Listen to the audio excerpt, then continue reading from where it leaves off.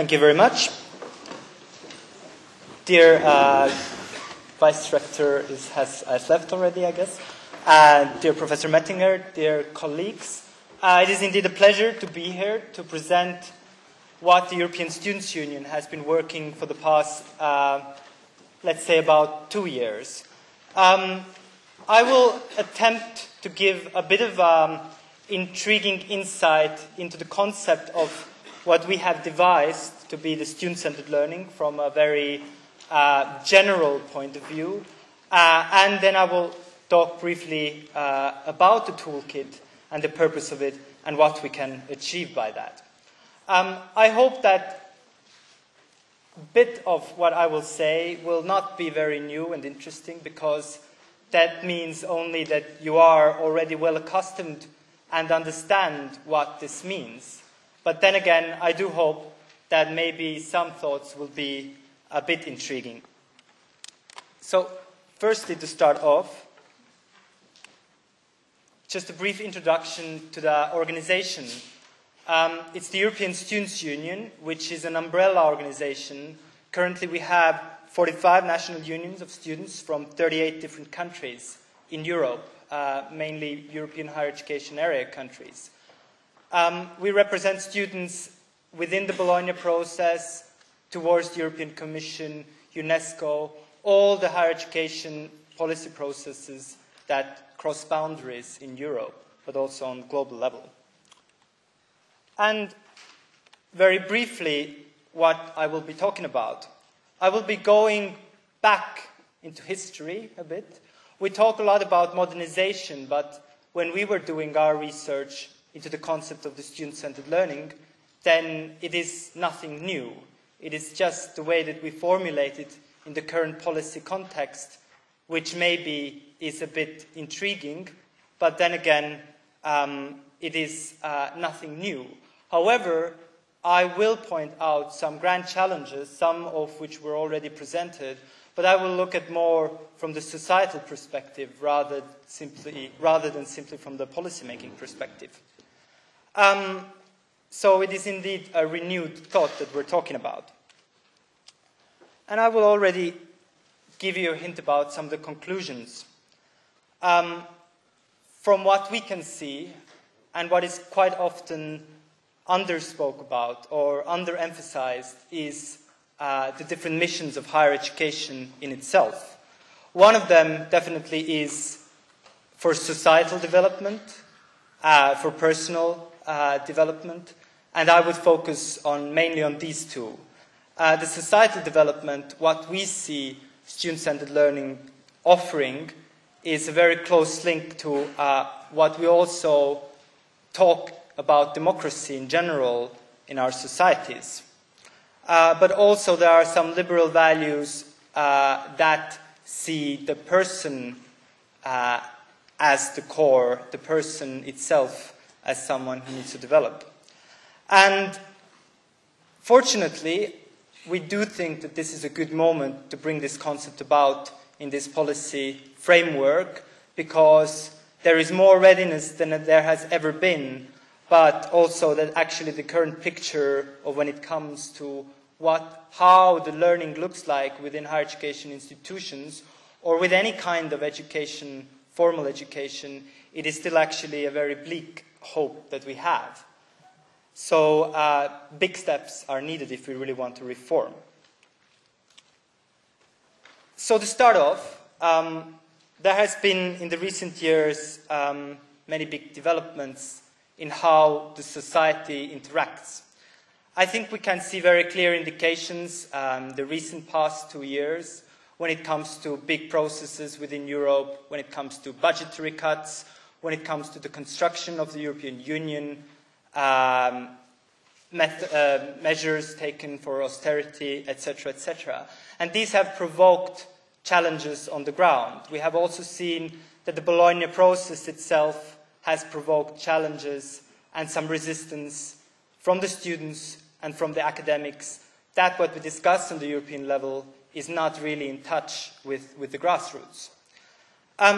And we are currently standing in the point of time in which we are fascinated by information, data, gathering it about everything and anything, and we have more of it than we have ever had before, mainly concerning education, higher education. We're talking about learning outcomes. We want to compare them across borders, and it is more accessible than ever before.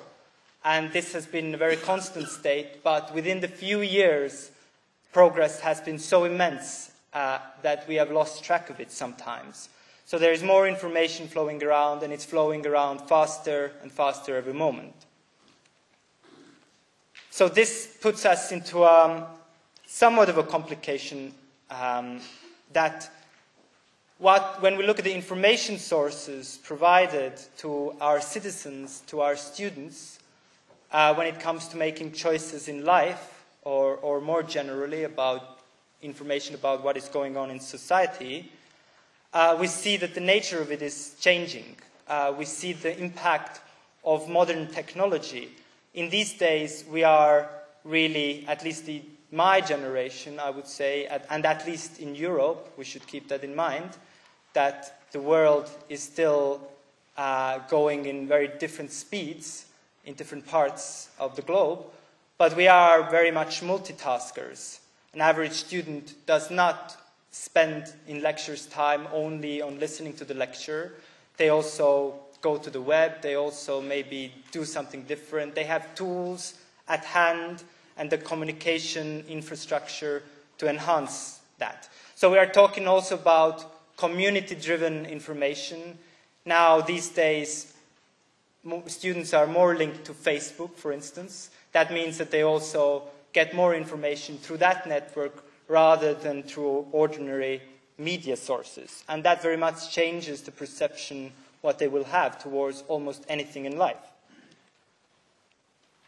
And as I said, the access to information is still problematic. We see that there are big differences in groups of different societies, in the society, to access, but also to access which is of equal quality, not to mention it on the global level. So we are all indeed talking about this emergence of democratization of information. It is available at fingertips. They say that what is once published on the internet will never be deleted because it will be in someone's computer or in some network or someone's cache. So this is the reality now, and this is definitely what it will remain.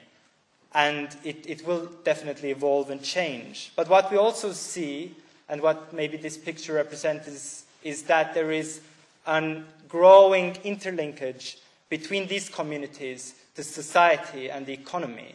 You can see how companies these days try to make use of these tools for marketing. You see how universities try to make use of these tools for marketing, to attract students, to make themselves look good. We heard also today the vice-rector of this university hint at some of these things when she talked about their stance in the rankings. So these things are very interwoven, that information is becoming shorter, quicker, and more frequent. So the question here is, how do we equip people, how do we equip citizens, students, to navigate in this very complex network of the current society? When there is a lot of information overflow, where you need to see what is really relevant and what is not. So for these days, the life of a student looks very much different. The student does not study in the same way like they used to, because also the working place and everything looks so much different. So what we these days hear a lot about is crisis in economics, in politics, etc., etc. But I would like to bring you now to the concept of learning in relation to this. How does one look at information? How does one interact with information? There was a recent book published by Martha Nussbaum, who's a modern philosopher. I guess she's very well known already by now in some circles. But her point is that what we are very much facing at the moment is not a crisis in economy or politics, because these we know already from history. Countries rise and they fade, companies become big and then they collapse.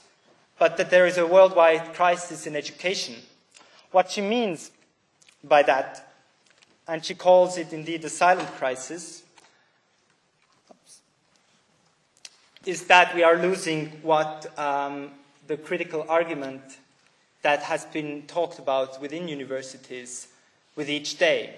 And she looks at how the universities themselves are strategizing, positioning themselves. She looks at how policymakers set goals.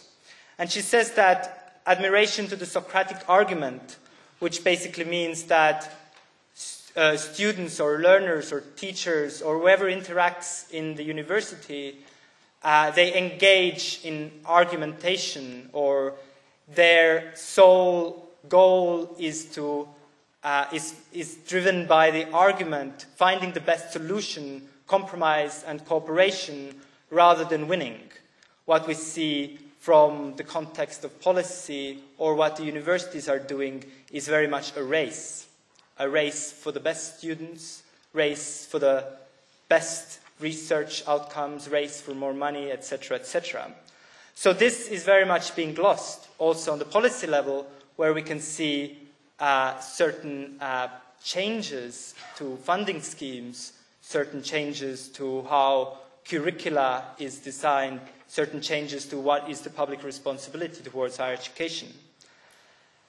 So she says that by losing this philosophy or this culture, we are depriving societies of pursuing freedom in the long run. So she very much talks about that we are actually losing the fact that higher education is not so much focused on citizenship. And this was referenced here before already, but she actually paints quite a bleak picture of what is going on at the moment.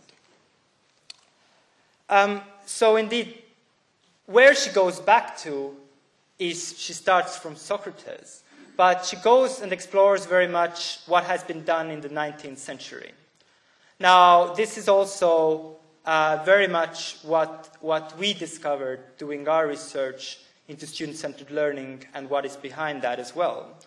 And she turns to thinkers and practitioners like Rousseau, Pestalozzi, Froebel, Alcott, Mann, Dewey, and Tagore, some of whom are quite famous, and some of whom that made huge advancements in education in already 19th century, and in the very, very much in liking to what we are talking about here as student-centered learning.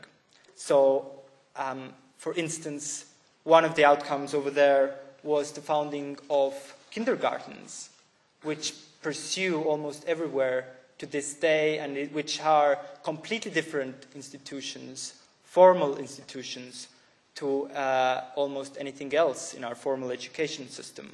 Or John Dewey, who emphasized the need for discussion in a classroom, who was not only a theorist but also a practitioner, who, for instance, something that maybe we don't do anymore, talked with the students about the production chain and linking that to the entire build-up of a society. How does cotton come to us that we weave our clothes from? Who produces that? What kind of societal links are in that part of another world at that point in time? And how that interacts with us? How can we make a contribution to understand this, to understand what we are consuming as human beings? All of those are linked to this very old notion of Socratic argument. What she also says is the current mode of fashion is regurgitation in education. So what we do from day to day is we learn facts, we learn them by heart, and then we are asked to repeat that on paper. Simple as that. And that is prevalent mode almost everywhere. Maybe universities are a bit freer here, but it is also very much emphasized in the secondary level of education. But this is something that we are facing a problem with mass education, mass higher education, because this is exactly what should not be happening. And I'll come back to that later. And she also mentions that these days learning is very much seen from the point of view of economy, that we are training people, for certain skills, for certain jobs with specific skills, and we expect them to make profit for the economy, be productive, etc. And some of this was here said as well, maybe with some hesitation. But the fact is that almost every modern democratic nation has embedded some sort of egalitarian thinking into their educational system. So this is actually quite deeply rooted somewhere in there, but we don't necessarily talk about it. So this is a point to keep in mind as well. So indeed, what we're talking about is the empowerment of the individual, self-taught and self-guided learners that need a supportive environment, that can develop an argument, that can see, put it into a wider context. For instance, one of the things that John Dewey did and what he emphasized was also that discussing these things like the production chain and how that relates to the relations within the society is creating sympathy to those who actually work in the factories to produce that, even if you are, so to say, well already equipped or from a well-established part of the society. Whereas the very formal systems which are based on this idea of regurgitation of information actually reinforce the standing models or the situation in between the groups. So over there, no sympathy develops within the so-called higher class towards those workers producing cotton or producing our clothes. So this is a very important link that Nussbaum argues for, and she says that every student needs to have this kind of talk within classroom, within their curricula, and sometimes this is what we heard before, is referenced to these days as generic competences or transversal skills, depending on the context of discussion. She also very much promotes the idea of liberal arts, higher education system in which all the students go through philosophy, languages, and arts and humanities. And they have this option. So what we are indeed talking about is a responsibility of citizens within society. And I referenced that we are creating new groups, that we are creating new mini communities discussing information, sharing information, creating knowledge.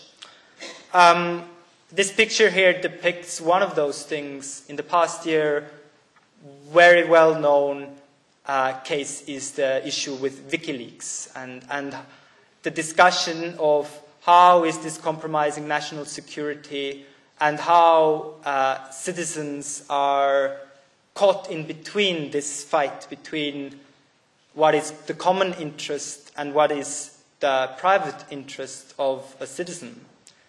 So it is indeed what we need to think about is what is the responsibility of universities and higher education institutions in growing these kind of citizens who would be responsible and would know how to act. Like, for instance, many countries have privacy laws, and they are very well enshredded in legislation. But what we are now seeing with the emergence of these global networks through Twitter, through Internet, Facebook in general, the most prominent ones that are always talked about, is that maybe the students, maybe the young generation these days don't always know how to use them in a proper way so that it would not be compromising somebody else's security, somebody else's privacy. And this is something of a legal and societal challenge to overcome because these days everyone can be a publisher. So this puts us into a completely different context. So indeed, we are in a world where students have very different backgrounds, experiences, and they now control their own world of information with its own flow. But we still are expecting graduates with skills to match the economy, something that might have made sense in the 19th century. But then again, higher education is also changing. It's becoming more universal. We saw the European Commission promoting its headline target, which we also do support. But that raises another question. Is there room for everyone with a degree in the labor market? Well, we believe there is, because the world is changing, but this changes the nature that the students maybe these days expect high returns personally because they have been told so. They have been told that you are here to study for a job, you are here to study for economy. So this is a profound problem. So I talked about sympathy and empathy, which is indeed needed for human beings in order to learn from each other. And that needs to be central in a university system, in a learning system. But what we see still these days is a lot of stereotypes which are being reproduced over and over again. And the learning environment very much is contributing to this process. So we should think about, in interaction with society and information, about this aspect of how to overcome this problem. So indeed, what we are seeing is that the ways that students are engaging with the world, the ways that they actually are learning, are very much different from what the expectation of the education system or also the economy is. And that actually leads to a reinforced stratification by the systems. You can see very much that although we have more students in higher education than ever before, they're also very much stratified between higher education institutions. Of course, countries perform differently here, but what we see is indeed a race for the best students, which means that those students in top of the rankings are usually the ones who only recruit certain students with certain profiles. These students quite often have certain backgrounds, socioeconomic backgrounds. And the rest of them can study in polytechnics, they can learn and skills that can be immediately applied for them. Philosophy doesn't matter. What we see is indeed that the educational system is not egalitarian yet, and student-centered learning is something that can overcome that.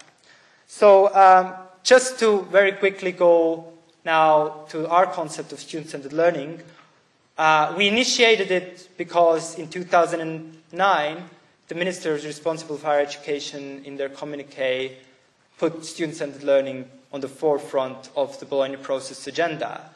Now, much has been said about this. Robert referenced to this as well, that maybe this is too little, too late.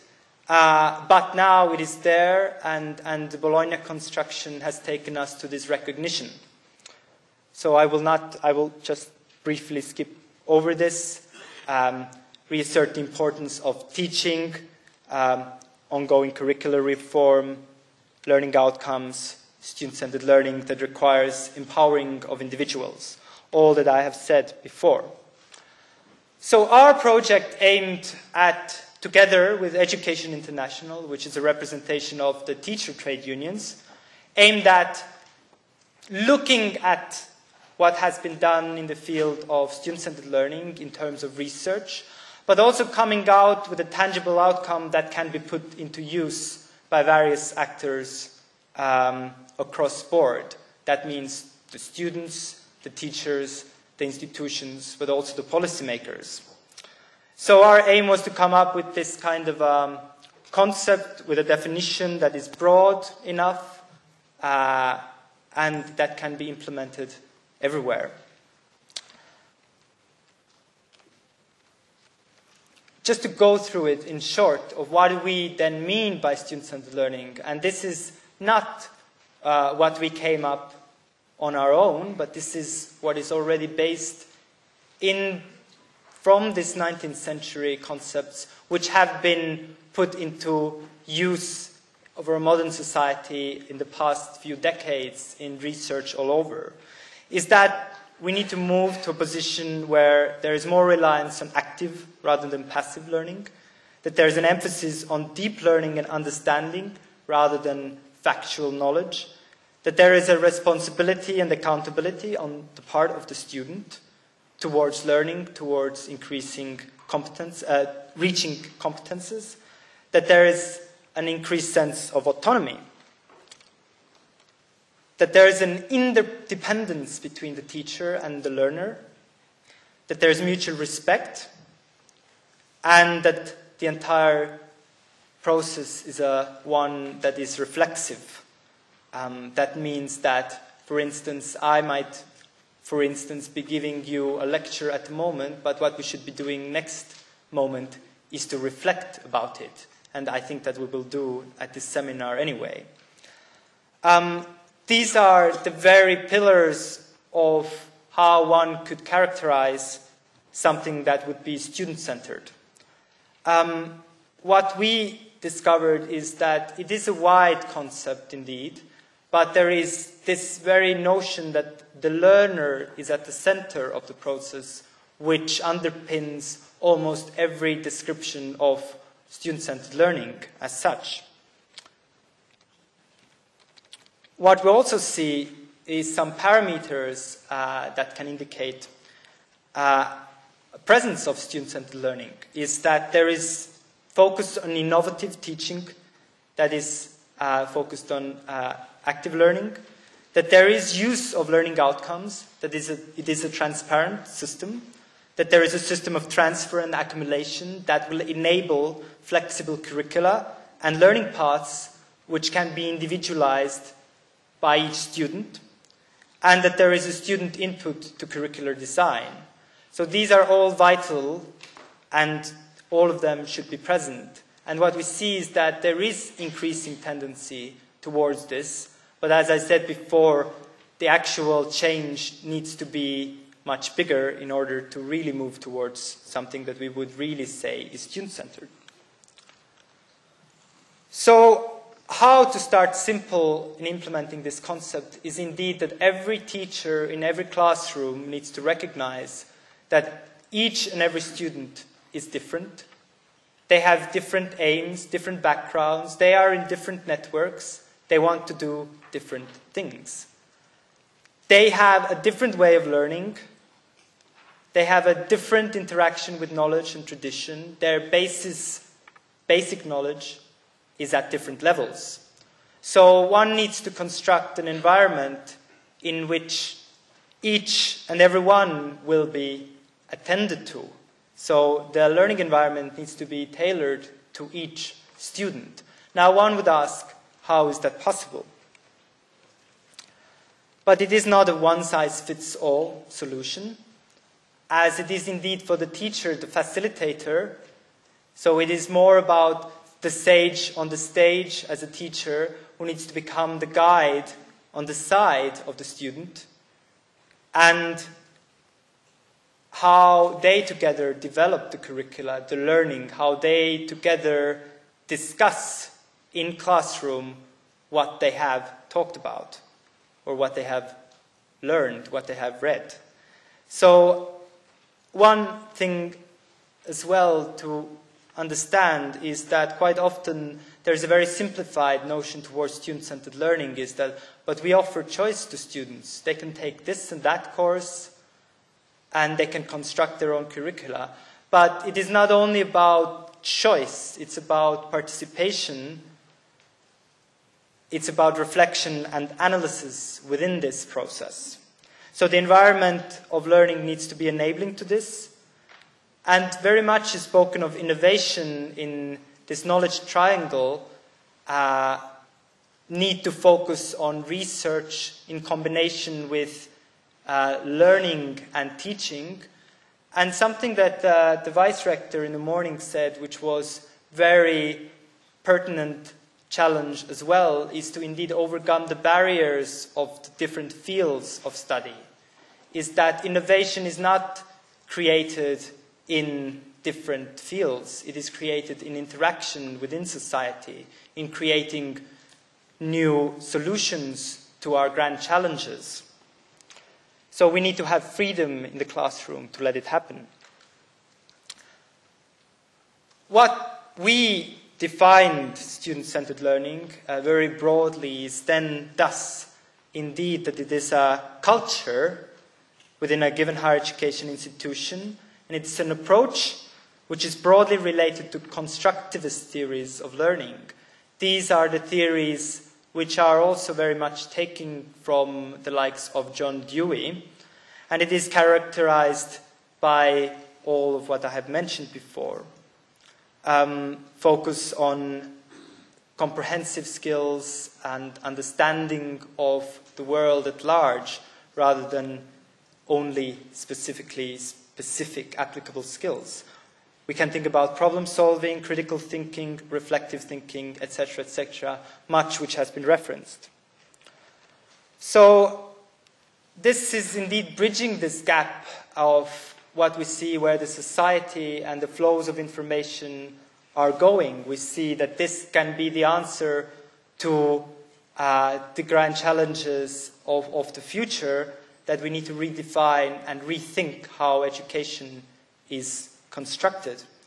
What we see as well is that assessment is of crucial importance. As I said, different students have different ways of learning. And we quite often, what we hear these days is about efficiency and effectiveness. What quite often is meant by that is, of course, economic efficiency and effectiveness. Wise usage of money, wise usage of investment. And this is a central theme when you look at the newspapers in any given field, in any given area in our society. But what we see is that there needs to be more focus on what is the most effective way of learning and what is the most efficient way for each individual student, because this is very much different. So we need to offer this, and this, when we enable the students to become self-taught in a way, that they are able to navigate this monstrous understanding of what global citizenship, for instance, means, then we can actually also make economic gains in the long term.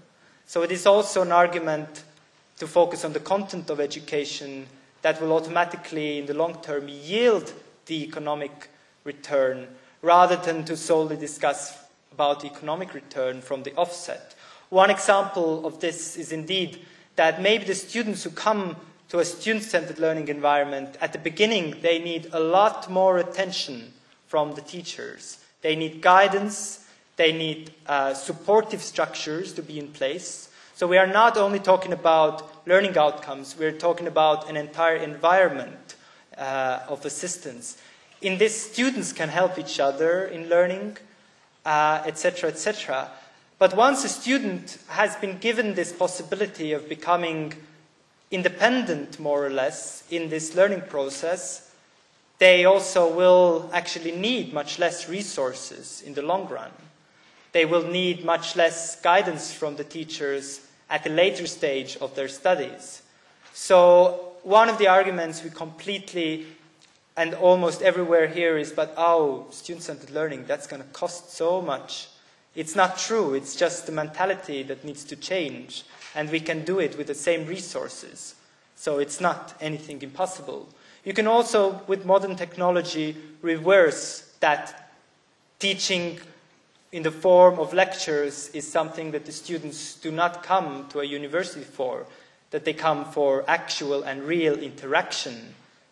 The lecture or the reading can be done at home via internet or by other means. So this is nothing new. This is something we need to simply realize. So we are indeed seeing that there are personal incentives for teachers because they also will enjoy this process a bit more, we believe. And the students will find more interest in learning because it's more interactive and they can be active participants. Everybody loves to shape their own world.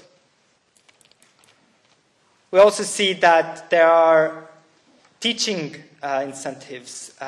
If it becomes more effective, it contributes to a better higher education that is more meaningful for the students. We can see that each and every student can be excellent in the way that they aspire towards doing to the best of their abilities. We can see that there will be incentives for researchers because they will interact with these students from the offset because these students who are capable of articulating critical thinking and critical thought will be the ones who can actually do research in the future. And what we can also see is that this will offer better returns, yes, indeed, in the labor market, but also in the wider world for students as future citizens. They will be able to much better cope with whatever the future will bring. And it is often said that we are educating students for the jobs or for a society that does not yet exist, but it will in 5 years. Another thing that we have seen, and what has a lot been talked about these days, is youth unemployment. And this is part of this gap. And what we see is that there is this increasing tension between what is put on the students in terms of expectations to where they should get and what they can actually get out of education. So there is an expectation almost from every student that higher education degree will give me a great career. But this is the only focus, and this is something which will be a problem, and this is what we also see in the European processes. This has been talked already, that these tools we already have in place, and these we see as enablers of student-centered learning. These interact very much with the learning outcomes approach. These make things very much more transparent. So the European higher education area, the structural changes which have been made are quite crucial. But this is not yet seen. This is something which is hidden. The students don't know about this. And this leads us to a very peculiar situation in which the policy development is indeed very far from what the everyday people see it from. So this is simply a quote from a famous satire about civil servants, but this is very much, I think, how the young generation perceives these problems. This is another thing, is that students are ridden with debt, and more of the educational cost is being put onto them. They are being seen as consumers rather than as participants. And this is something that very much actually goes against this trend. We talk about student-centered learning here, but when we walk out of this room, then we implement changes that actually change the entire nature of education, that make it seen as a product even more. So there is a divergence even coming from the highest political level, from the same ministers talking to different audiences. They talk about things that simply do not match together. So students as co-creators is our theme. And for instance, one of the things which has been going on is quality assurance, which is a very much formalized process. But what we see as student-centered learning working towards is that if it becomes a reflexive process on the individual level, it is an actual quality enhancement mechanism of its own. And the higher education institutions should recognize that, instead of asking for formal feedback from questionnaires of which will have no significant output for the students. So indeed, we're talking about providing information, providing competences for students to cut through this information, to become citizens, to build realistic expectations of higher education systems,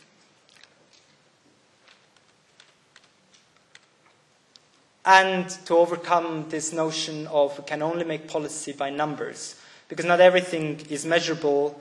We can't simplify everything. Student-centered learning is a broad concept. It can't be measured. In our toolkit, we do offer a checklist, but that checklist is very much indicative, so I ask you to explore it. So it is about maintaining a culture which is very much linked to democracy. And this is just to give an oversight of how Freedom House has classified which countries are free. And maybe in these countries we can see more of a student-centered approach, but it's not universal. So our challenge here is indeed that if we want to make, for instance, our societies work for the future, we need to change the attitudes within education. There are a lot of misconceptions about student-centered learning. Some of these I have focused upon, touched upon, and I hope that once you come to look at our toolkit and our exploration into the field, you will see that you will find answers to almost all of them. So in conclusion, the world has changed. We need new competencies for this global citizenship. We need empowerment of the learners, and each and every one of us in this room has a role to play as teachers, as educators, as actors within higher education, of understanding that we are coming from different backgrounds, but that we need to focus on bringing the best from everyone. So indeed, the message is here brought through our research, through our toolkit, but there is a lot of notion of a lot of passivity within the society, of which maybe this cartoon also indicates to. And this we need to overcome.